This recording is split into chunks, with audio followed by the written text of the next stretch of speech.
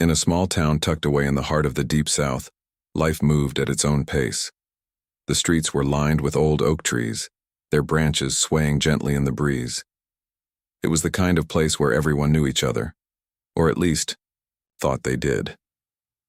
But beneath the surface of this seemingly quiet community lay deep-rooted tensions, especially when it came to race. And one person who embodied those divisions, more than anyone else, was Officer Raymond Haskins.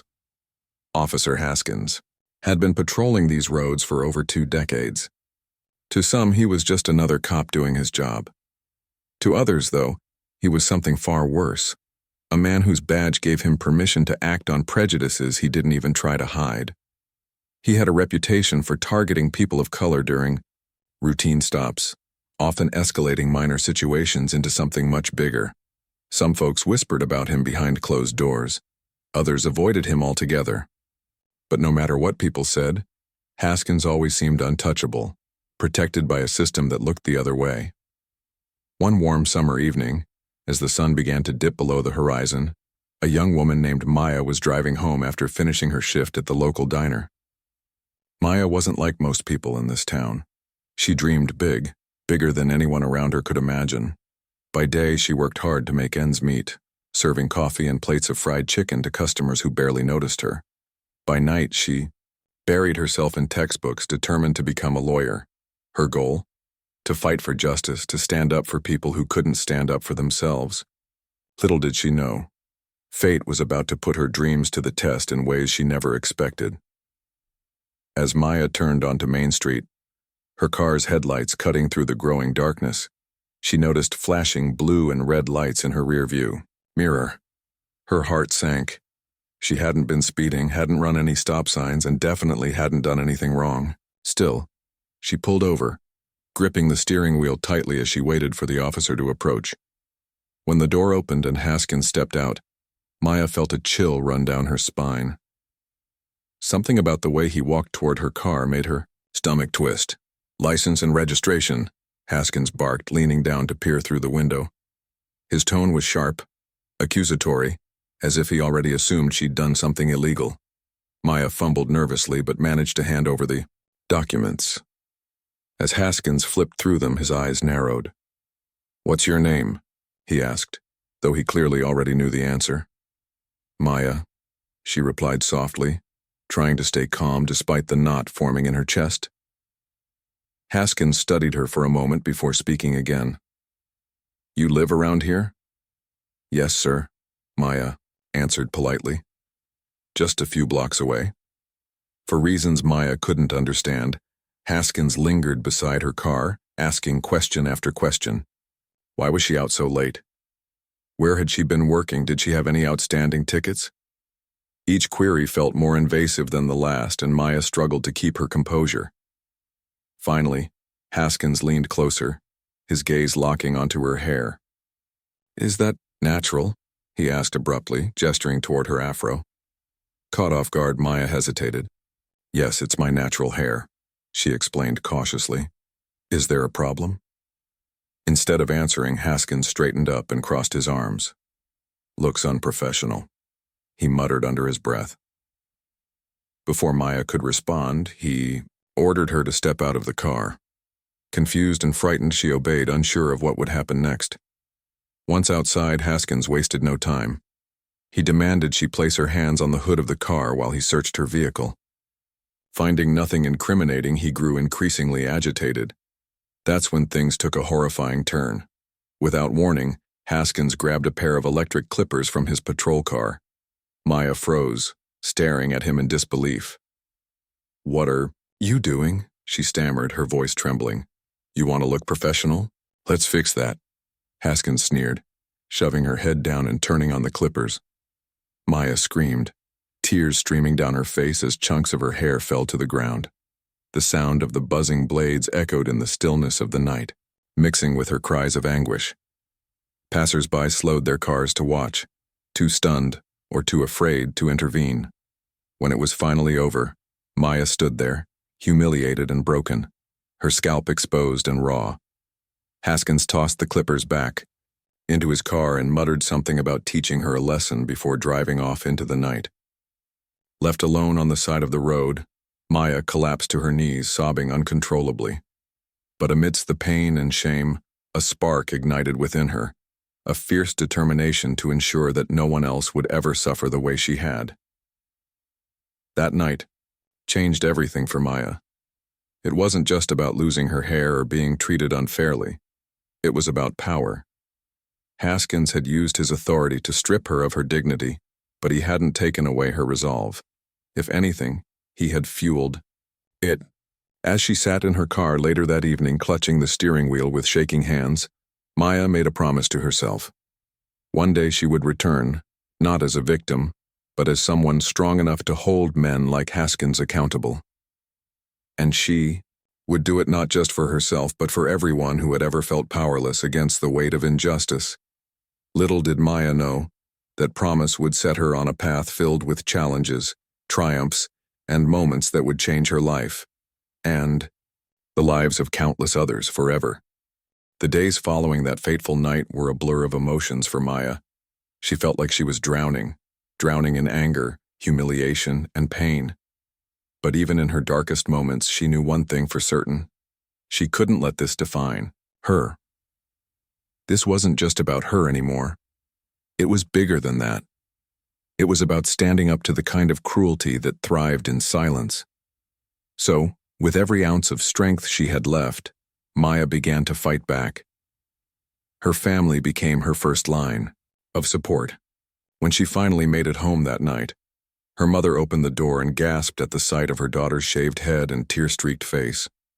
Without saying a word, she pulled Maya into a tight embrace, letting her cry until there were no tears left. Her father, usually a quiet man, clenched his fists as he listened to Maya recount what had happened. "We're not letting this go," he said firmly, his voice shaking with both fury and resolve. Together, they decided to take action. The next morning, Maya went to the local police station to file a formal complaint against Officer Haskins.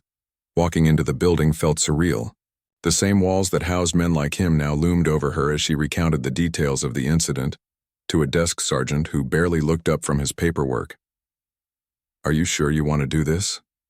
he asked dismissively, almost as if warning her not to waste her time. But Maya didn't flinch. She nodded, her jaw set in determination. She knew it wouldn't be easy, but giving up wasn't an option. Word of the incident spread quickly through the community, though not always in the way Maya hoped. Some neighbors offered words of encouragement, telling her how brave she was for speaking out. Others, however, whispered behind her back, questioning why she hadn't just kept quiet or blaming her for somehow provoking Haskins. "You know how he is," one person muttered when they thought she wasn't listening. "Best not to cross him." Those comments stung, but they only deepened Maya's resolve. If anything, they reminded her why change was so desperately needed. As weeks turned into months, the reality of the uphill battle ahead became painfully clear. Despite her efforts, nothing seemed to happen. The internal investigation into Haskins' conduct dragged on, bogged down by bureaucracy and indifference. Meanwhile, life in the town carried on as usual, as if nothing had occurred. For Maya, though, things weren't the same. Every mirror she passed served as a reminder of what she'd endured. Yet instead of letting it break her, she channeled her frustration into something productive, her education. Maya threw herself into her studies with a newfound intensity. Law school had always been her dream, but now it became her mission. Late nights spent poring over textbooks and legal briefs became her routine. Between shifts at the diner and caring for her younger siblings, she found time to study whenever she could, even if it meant staying up until the early hours of the morning. Her professors noticed her dedication, often praising her sharp mind and unwavering focus. One professor, in particular, took a special interest in her. "You have fire in you," he told her during office hours one afternoon. "Don't let anyone extinguish it." But Maya's journey wasn't without its challenges. There were times when self-doubt crept in, whispering that maybe she wasn't strong enough or smart enough to make a difference. Then there were the financial struggles, tuition payments, rent, groceries, all piling up faster than she could keep up with them. At one point, she considered dropping out, convinced that the odds were simply too stacked against her. But then, she remembered that night on the side of the road, the sound of the clippers buzzing in her ears and the look of smug satisfaction on Haskins's face. That memory pushed her forward, reminding her why she couldn't give up. 3 years later, Maya stood on stage at her law school graduation, wearing a cap and gown that symbolized more than just academic achievement. As she accepted her diploma, the audience erupted into applause, unaware of the battles she'd fought to get there. But Maya knew. She glanced at her parents sitting in the front row, tears streaming down their faces, and smiled softly. This moment wasn't just hers. It belonged to everyone who had ever believed in her, everyone who had ever doubted her, and most importantly, everyone who still needed someone to believe in them. In her valedictorian speech, Maya addressed the crowd, with a calm confidence that belied the storm inside her. "I'm here today not because I wanted to prove something to myself," she began, her voice steady yet filled with emotion. "I'm here because I wanted to prove something to the world, that justice isn't reserved for those with power. It belongs to everyone, and I promise you this, I will spend my life making sure of it." The room fell silent as her words hung in the air, resonating deeply with everyone present. After the ceremony, Maya returned to her hometown, not as the victim of a racist cop, but as a graduate armed with knowledge, ambition, and an unshakable sense of purpose. Word of her accomplishments traveled fast, reaching even the ears of Officer Haskins. He scoffed when he heard about it, brushing it off as irrelevant. After all, what could one young woman possibly do to someone like him? What Haskins didn't realize, however, was that Maya's story was far from over. In fact, it was only beginning. Back in her childhood bedroom, surrounded by boxes of old books and faded photographs, Maya sat at her desk and stared at a blank notebook. On the cover, she wrote 2 simple words: "Justice served." Inside, she began drafting plans, ideas for policy changes, strategies for reform, ways to hold people like Haskins accountable. She knew the road ahead would be long and difficult, but she also knew she wasn't alone. Her family, her friends, and countless others who had faced similar injustices stood beside her, ready to march toward a brighter future. And somewhere deep inside, Maya allowed herself a small smile. No matter what happened next, she had already won. Not because she had defeated her enemies, but because she had refused to let them defeat her. Years passed and life in the small town carried on much as it always had. The same old routines played out. Kids riding bikes down shaded streets, shopkeepers sweeping their storefronts at dawn, and the hum of gossip spreading like wildfire through coffee shops and barbershops. But beneath the surface, things were shifting. Slowly but surely, Maya's presence began to ripple through the community. Not just because she was back home after law school, but because of what she represented. Hope for change. Maya wasted no time putting her education to work. She started volunteering at a local legal aid clinic, offering free advice to people who couldn't afford lawyers. It wasn't glamorous work. The cramped office smelled faintly of mildew, and the chairs were mismatched.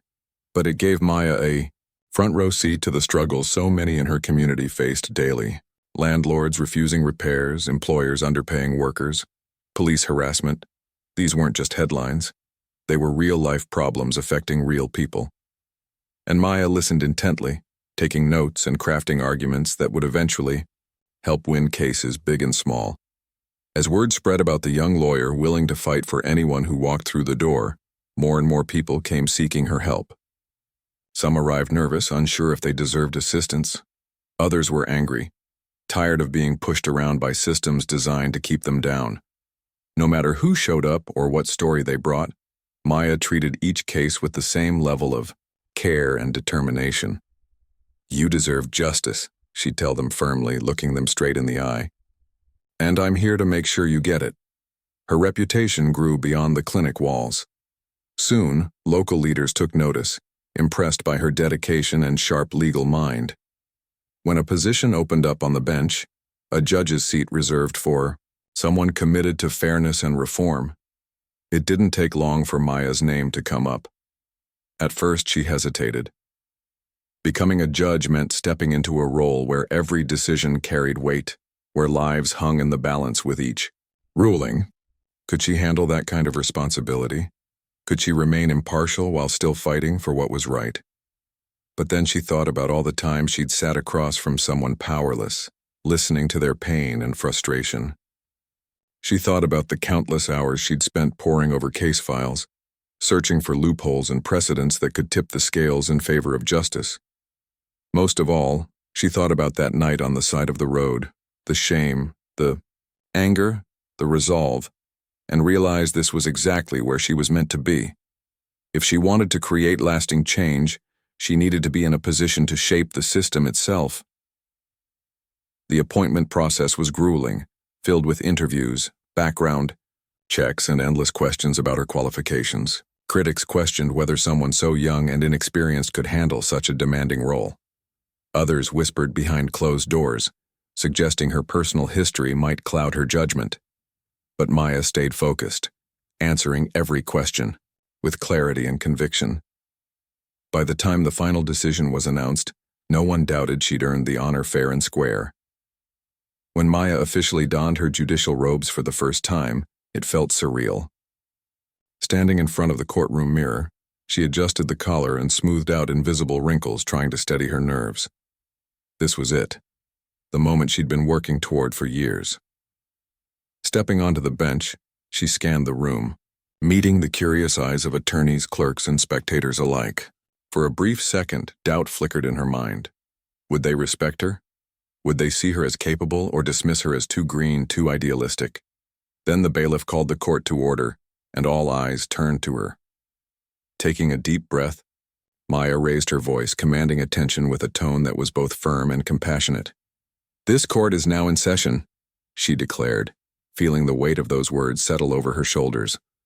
From that day forward, she vowed to use her power wisely, to ensure that everyone who entered her courtroom left, knowing they'd been heard, regardless of who they were or where they came from. It didn't take long for news of Judge Maya's arrival to reach Officer Haskins. He'd heard whispers here and there, mostly dismissive comments about some kid fresh out of law school taking over a judgeship. But when he finally put two and two together, when he realized she was the same woman whose head he'd shaved all those years ago, he froze. His hands trembled as he read the article confirming her identity, the photo accompanying it showing her standing confidently in her black robe. Memories of that night flooded back, unbidden and unwelcome. He remembered the sound of the clippers, the way she'd cried, the smug satisfaction he'd felt watching her break. For the first time in his career, Haskins felt uneasy. Sure, he'd faced complaints before, plenty of them, but nothing had ever stuck.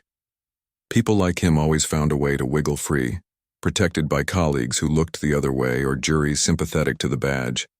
But this was different. This wasn't just another case. This was personal.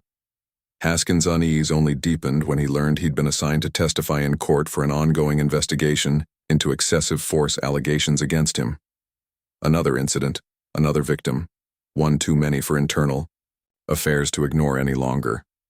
As the trial date approached, details trickled out about the presiding judge. Young, ambitious, and most importantly, intimately familiar with the kind of damage cops like Haskins could inflict. Rumors swirled among his fellow officers, some warning him to tread carefully, others brushing it off as paranoia. Either way, Haskins couldn't shake the feeling that karma was finally catching up to him. On the morning of the trial, Haskins arrived at the courthouse earlier than usual, hoping to avoid drawing attention.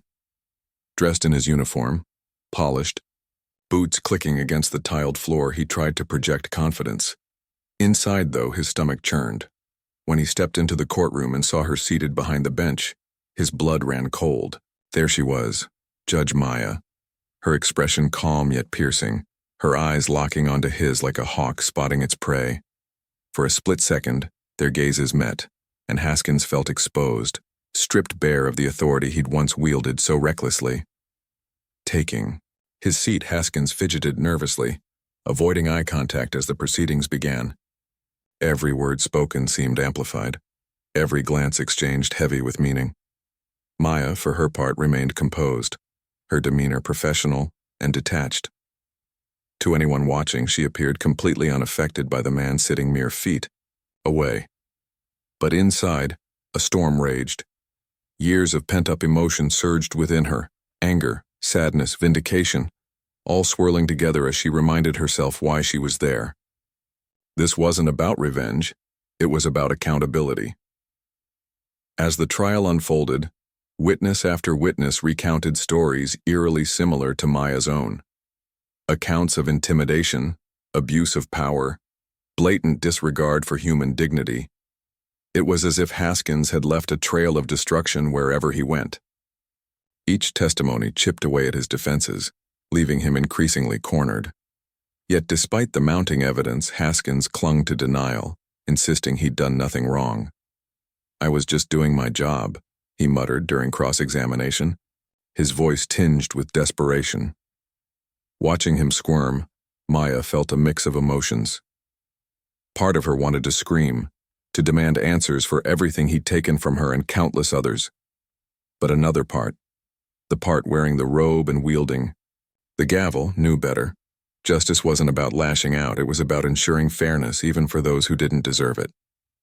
So she listened patiently, asked thoughtful questions, and guided the proceedings with precision, never letting her emotions dictate her actions.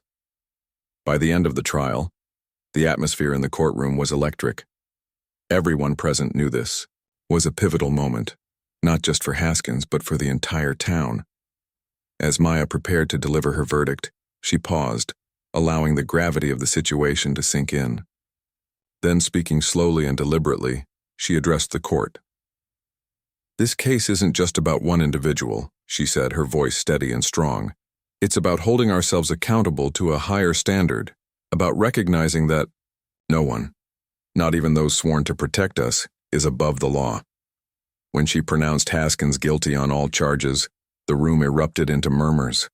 Some cheered quietly, others sat in stunned silence. Haskins slumped in his chair, defeated, as reality crashed down around him. For the first time in his life, he understood what it felt like to be powerless. And as he was led out of the courtroom in handcuffs, Maya allowed herself a small, private smile. Not because she reveled in his downfall, but because she knew this was just the beginning. Justice had been served, but the work was far from over. The guilty verdict echoed through the courtroom like a thunderclap, reverberating long after the words had left Judge Maya's lips. For a moment there was silence, a collective holding of breath, as everyone processed what had just happened. Then slowly, murmurs began to ripple through the room. Some people nodded in quiet approval while others exchanged glances filled with disbelief.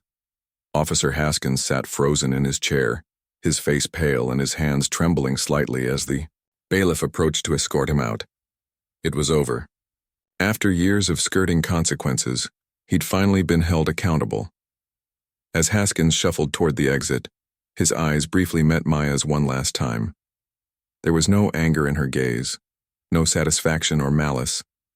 Instead, she looked at him with something that almost resembled pity, not for who he was, but for the choices he'd made. In that fleeting moment, Haskins seemed to deflate, his bravado crumbling under the weight of realization. He wasn't the untouchable figure he'd once believed himself to be. He was just a man, flawed, human, and now paying the price for his actions. Outside the courthouse, chaos erupted. News of the verdict spread quickly, drawing crowds of onlookers eager to catch a glimpse of history unfolding. Protesters gathered, some holding signs demanding further reforms within the police department, others chanting slogans about justice and accountability. Reporters shoved microphones into faces, asking anyone willing to talk how they felt about the outcome. The town, usually so quiet and unassuming, buzzed with energy, divided as always, but alive in a way it hadn't been in years. For Maya, the aftermath was both exhilarating and exhausting. She knew delivering the verdict would stir emotions, but she hadn't anticipated just how deeply it would affect everyone, including herself. As she stepped out of the courthouse later that evening, the cool night air hit her face, offering a brief reprieve from the intensity of the day. Cameras flashed, reporters shouted questions, and strangers reached out to shake her hand or thank her. Yet despite the whirlwind around her, Maya couldn't help but feel a pang of unease. This was only the beginning of a much larger conversation, and not everyone was ready to listen. Back at home, surrounded by family and close friends, Maya allowed herself a rare moment of vulnerability. Sitting at the kitchen table, sipping tea, her mother had brewed. She reflected on everything that had led to this point. "Do you think it'll make a difference?" she asked softly, breaking the comfortable silence. Her father leaned back in his chair, studying her thoughtfully before answering. "It already has," he said simply. "You showed them what's possible. That's more than most people ever do." But even amid the celebration, Maya knew the road ahead wouldn't be easy. The verdict against Haskins was a victory, sure, but it didn't erase decades of systemic injustice, nor did it guarantee lasting change. As news of the trial continued to dominate headlines, opinions poured in from all sides. Some praised Maya as a hero, hailing her as a symbol of progress and hope. Others criticized her, accusing her of bias, or suggesting she'd used her position to settle old scores. Anonymous comments online ranged from supportive messages to hateful attacks, each one testing her resolve. Through it all, Maya remained steadfast. She understood criticism came with the territory. It was part of being visible, part of pushing for change. But rather than let negativity consume her, she focused on what mattered most, using her platform to advocate for meaningful reform. Over the following weeks, she worked tirelessly to draft proposals aimed at increasing transparency within law enforcement. Body cameras became mandatory for officers. Training programs were revamped to address implicit bias and de-escalation techniques. Community oversight boards were established to ensure accountability. Each step forward felt like chipping away at a mountain, slow and laborious but undeniably necessary. One of the biggest challenges Maya faced was navigating the pushback from those resistant to change. Local politicians balked at the cost of implementing new policies. Veteran officers grumbled about feeling targeted, claiming the reforms painted them all as villains. Even some residents expressed skepticism, worried that stricter regulations might hinder their safety. At times, it felt like she was fighting battles on multiple fronts, juggling diplomacy with determination. But Maya refused to give up. She held town hall meetings, inviting people from all walks of life to share their concerns and ideas. She listened intently, acknowledging fears while gently reminding everyone that true safety required trust, and trust could only come through fairness. Her efforts weren't limited to policy changes, though. Maya also recognized the importance of investing in future generations. Inspired by her own journey, she founded a scholarship fund for young people from marginalized communities pursuing careers in law or public service. The idea came to her late one night as she scrolled through social media, reading posts from students struggling to afford tuition. Why should financial barriers stand in the way of someone's dreams? If she could help even one person follow in her footsteps, then every sleepless night spent organizing fundraisers and writing grant applications would be worth it. Word of the scholarship spread quickly, attracting applicants from across the country. Reading their essays brought tears to Maya's eyes, not because they were sad, but because they were full of hope. Stories of resilience, ambition, and unwavering belief in a better tomorrow reminded her why she kept going, even when the odds felt insurmountable. When the first round of recipients was announced, Maya hosted a small ceremony at the local library. Watching these young men and women beam with pride as they accepted their awards filled her with a sense of fulfillment unlike anything she'd ever experienced. Despite her outward success, Maya wrestled privately with lingering scars from her past. Therapy sessions became a regular part of her routine, providing a safe space to unpack emotions she rarely shared with others.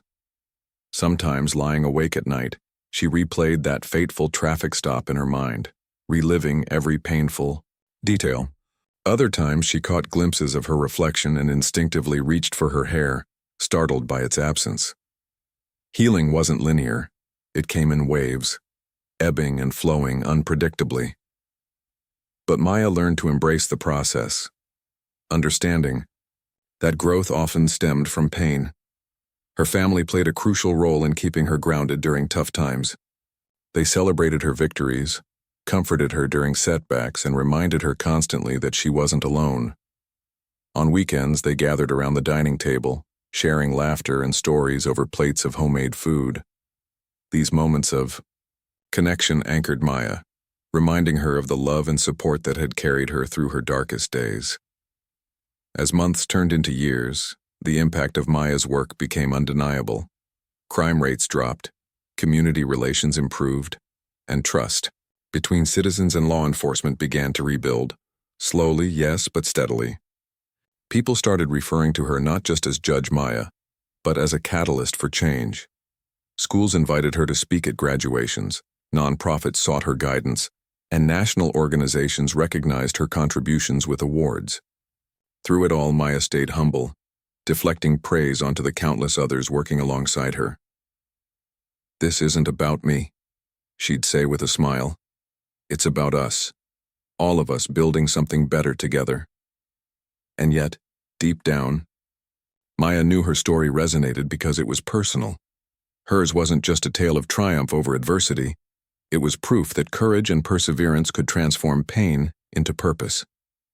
Every speech she gave, every policy she championed, every young person she inspired carried a piece of her journey. A reminder that justice wasn't just an abstract concept.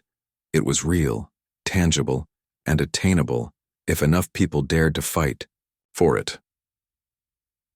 By the time she retired from the bench, Maya's legacy stretched far beyond the courtroom walls.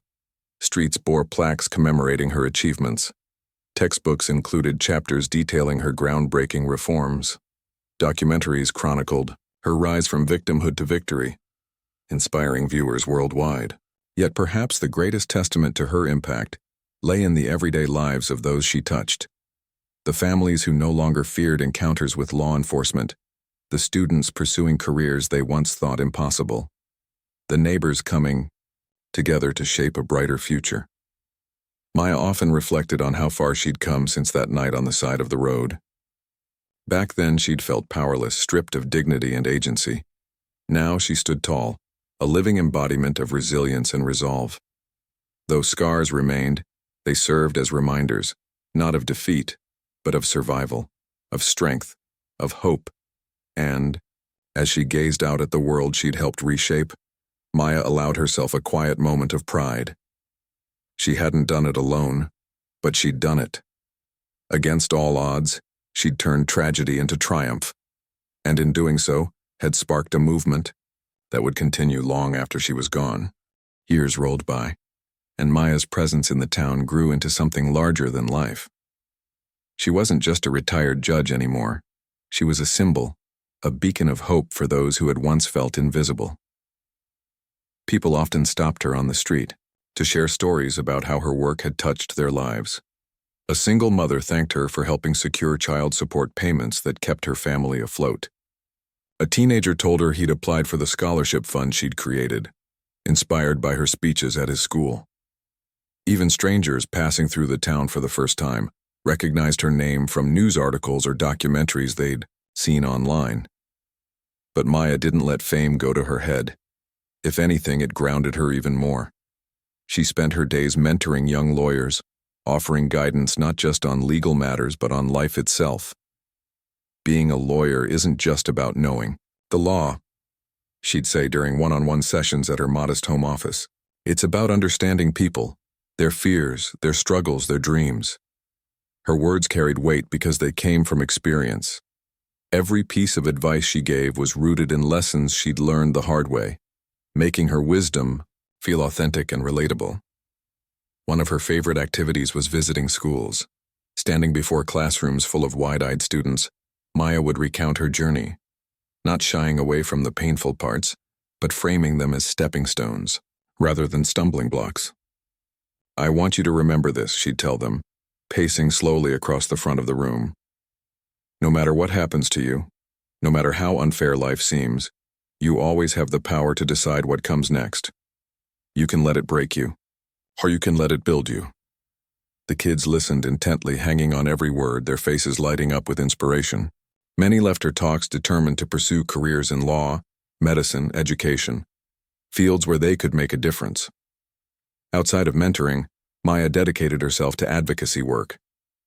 She traveled across the country, speaking at conferences and community events about the importance of criminal justice reform. Her speeches weren't polished monologues filled with jargon. Instead, they were raw, heartfelt conversations that resonated deeply with audiences. She shared anecdotes from her own life, weaving humor and vulnerability into her delivery. When she spoke about the night her hair was shaved, there was no bitterness in her voice, only strength. "That moment taught me two things," she'd say, pausing to let her words sink in. "First, that cruelty doesn't define us. It reveals who they are, not who we are. And second, that forgiveness isn't about excusing bad behavior. It's about freeing yourself from the hold it has over you." Her message struck a chord with people from all walks of life. At one event, an older woman approached Maya after her talk, tears streaming down her face. "I've been holding on to anger for 30 years, the woman confessed, clutching Maya's hand tightly. "Your story made me realize I don't have to carry that weight anymore." Moments like these reminded Maya why she kept pushing forward, even when the work felt overwhelming. Change wasn't just about policies or systems, it was about hearts and minds.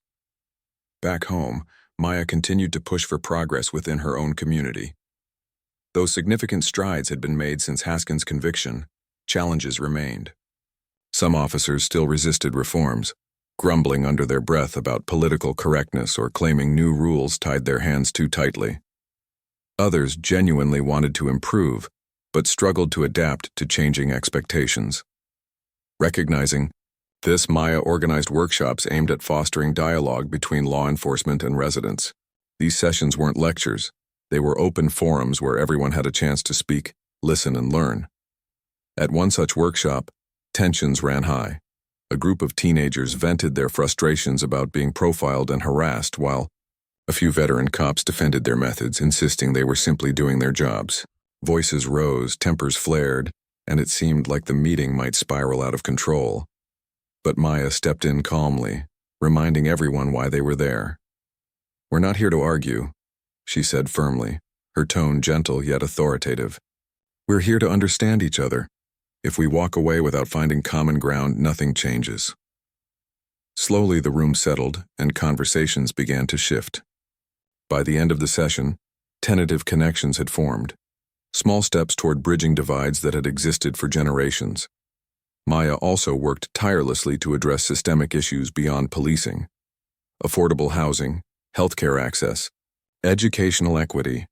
These were all part of the bigger picture, interconnected threads in the fabric of justice.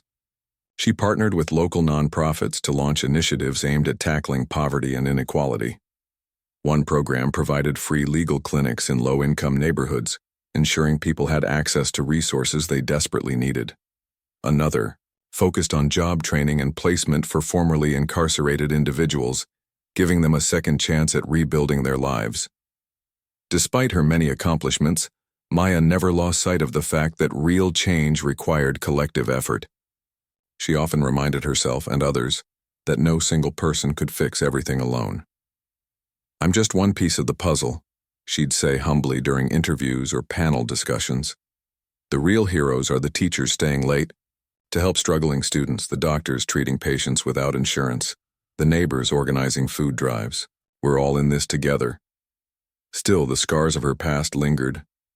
On quiet nights when the house was silent and the world outside seemed impossibly vast, Maya sometimes found herself staring at old photos, pictures of her as a child, smiling brightly with a thick mane of curls.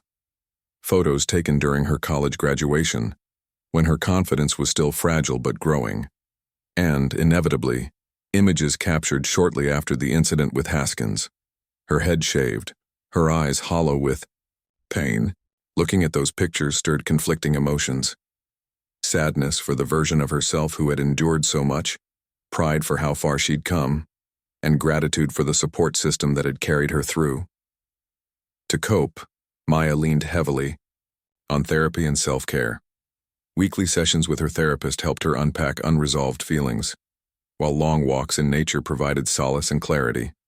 She also rediscovered her love for writing, jotting down thoughts and reflections in a journal she kept tucked away in her bedside drawer. Some entries were angry, others hopeful, but all served as a form of release, a way to process her experiences without letting them consume her. Her family remained her anchor throughout it all. Dinners around the table became sacred rituals, moments of connection amid the chaos of daily life. Her siblings teased her about becoming a public figure, calling her Judge Famous whenever she appeared on TV. Her parents, now older and frailer, beamed with pride every time someone mentioned her name in passing. "You've done good, sweetheart," her mother would say, patting her hand affectionately. Real good. As the years went on, Maya began to think more about legacy. What did she want to leave behind? How could she ensure her work continued long after she was gone? These questions weighed on her mind, especially as she watched younger generations step up to lead the charge for change. Inspired by their passion and determination, she decided to write a book, a memoir detailing her journey from victimhood to victory. Writing it wasn't easy. Revisiting painful memories brought back waves of emotion she hadn't anticipated. But she pushed through, driven by the belief that sharing her story might inspire others to find courage in their own struggles. When the book was finally published, it became an instant bestseller.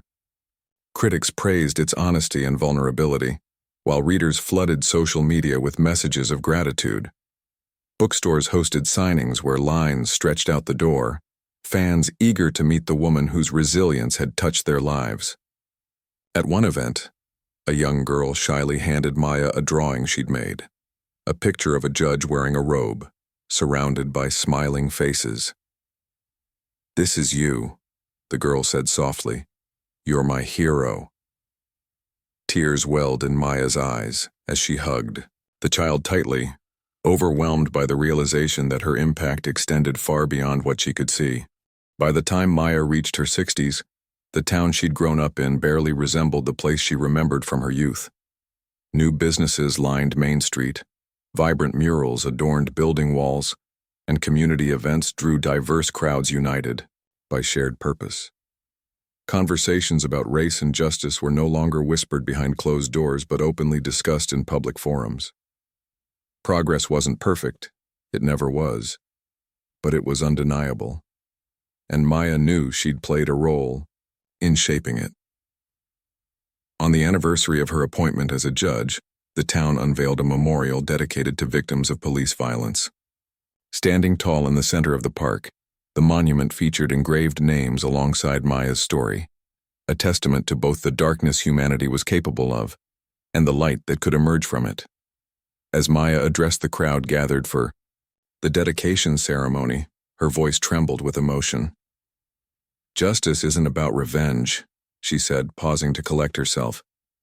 "It's about creating a world where stories like mine don't have to happen again, where everyone feels safe, valued and heard." The applause that followed was deafening, echoing through the park like a promise, a vow to keep moving forward, no matter how difficult the road ahead might be. Maya stood there, taking it all in, feeling a profound sense of peace. She'd started this journey seeking justice for herself, but along the way she'd discovered something greater: the power of unity, empathy, and relentless hope. And as she looked out at the sea of faces smiling back at her, she knew the fight was worth it. Decades had passed since Maya first stepped into the courtroom as a judge, her heart heavy with memories yet brimming with hope. The town she once called home had transformed in ways that even she couldn't have imagined back then. Streets once, lined with whispers of division, now buzzed with conversations about unity and progress. People from different walks of life, different races, backgrounds, and beliefs, sat together at community meetings, shared meals at local diners, and worked side by side to build a future rooted in fairness and understanding. It wasn't perfect, but it was moving forward, and Maya knew better than anyone how rare and precious that kind of momentum could be. By now, Maya was well into her 70s, her hair streaked with silver and her hands weathered by time. But her spirit remained unyielding. Retirement hadn't slowed her down. If anything, it gave her more freedom to focus on the causes closest to her heart. She spent her mornings sipping tea on the porch of her childhood home, watching the sun rise over the same oak trees she'd grown up beneath. In those quiet moments, she often reflected on the twists and turns her life had taken, the pain, the victories, the lessons learned along the way. Each memory felt like a thread woven into the tapestry of who she had become: resilient, compassionate, and fiercely determined. Her afternoons were usually reserved for mentoring young people. They came to her from all over, some fresh out of high school, others midway through college or law school. Many sought advice on navigating careers in public service, while others simply wanted to hear her stories. Maya welcomed them all, offering guidance not just on professional matters but on life itself. Being a leader isn't about titles or accolades, she'd tell them during their sessions, leaning forward with an intensity that made you hang on every word. It's about serving others, not because you have to, but because you believe in making things better. One particular mentee stood out, a bright-eyed young woman named Tanya, whose passion for social justice reminded Maya so much of herself at that age. Tanya had grown up in foster care, bouncing from home to home until finding stability with a loving adoptive family. Despite the challenges she'd faced, she radiated determination, always eager to learn and grow. Over countless cups of coffee, Maya shared her experiences with Tanya, encouraging her to pursue a career in law.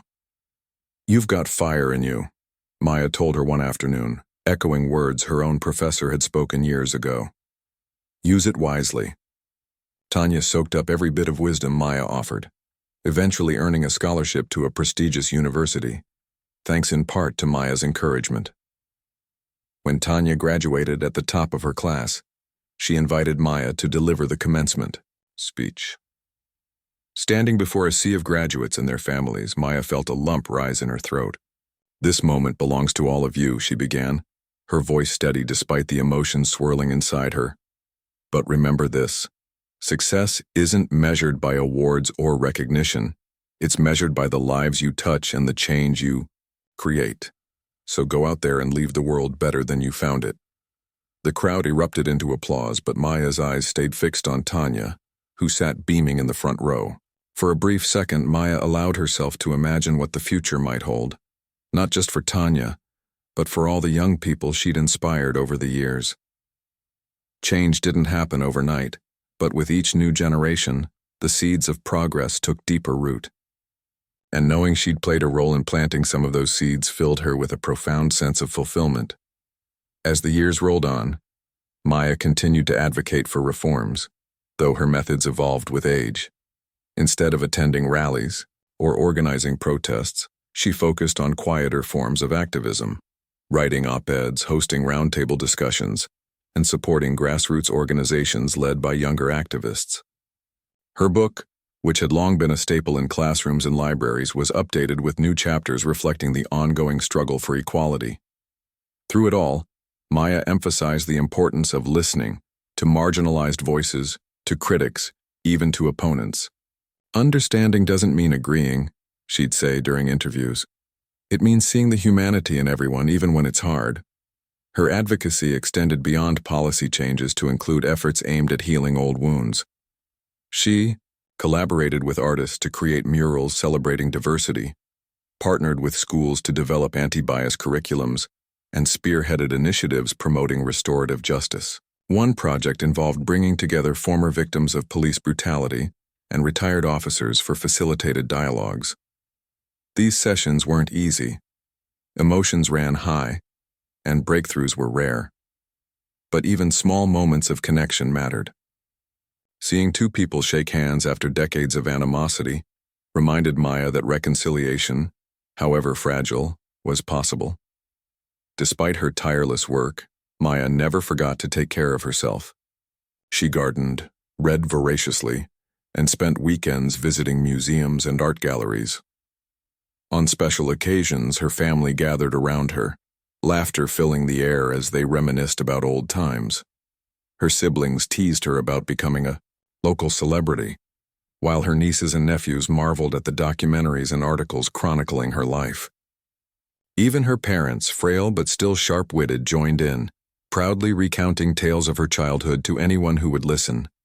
Yet, as fulfilling as her later years were, Maya occasionally found herself thinking about Officer Haskins, not out of anger or bitterness, but out of curiosity. What had become of him? Had he ever truly understood the impact of his actions? Public records showed he'd served his sentence quietly, released early due to health issues. Afterward, he disappeared from public view, living out his final days in obscurity. Maya wondered if he ever looked back on his life with regret, or if he died believing he'd done nothing wrong. She hoped, somewhere deep inside, that he'd found peace. Forgiveness wasn't about excusing harm, it was about releasing its grip on your soul. And Maya had long since let go of the hatred she'd once carried. When Maya finally passed away at the age of 82, the entire town mourned her loss. Flags flew at half-staff, businesses closed their doors for the day, and thousands gathered for her memorial service. Speakers ranged from politicians to activists to everyday citizens whose lives she'd touched. Tanya delivered a heartfelt eulogy, her voice breaking as she described Maya's unwavering belief in the power of kindness and courage. "She taught me and so many others that we're stronger together," Tanya said, wiping away tears. "That no matter how dark things seem, there's always light waiting to break through." In the weeks that followed, tributes poured in from across the country. Schools renamed buildings in her honor, parks dedicated benches bearing her name, and universities established scholarships in her memory. Documentaries aired on national television, introducing her story to audiences who had never heard it before. Social media lit up with posts from people sharing how Maya's legacy had inspired them to stand up for what was right. Her memoir became required reading in classrooms nationwide, ensuring her message would endure for generations to come. But perhaps the greatest testament to Maya's impact lay in the everyday lives of those she'd touched. Teachers incorporated her teachings into their lesson plans. Lawyers cited her rulings as precedents, and activists carried her principles into their work. Streets once marked by fear and division now thrived with collaboration and hope. Conversations about race and justice weren't always easy, but they happened openly and honestly, guided by the example Maya had set.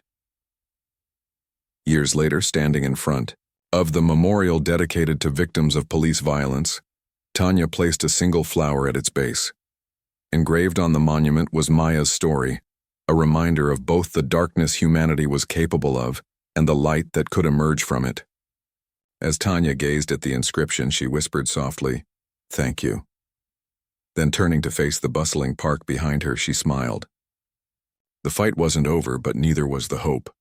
Maya's legacy lived on, not just in statues or plaques, but in the hearts of everyone she'd inspired to keep pushing forward.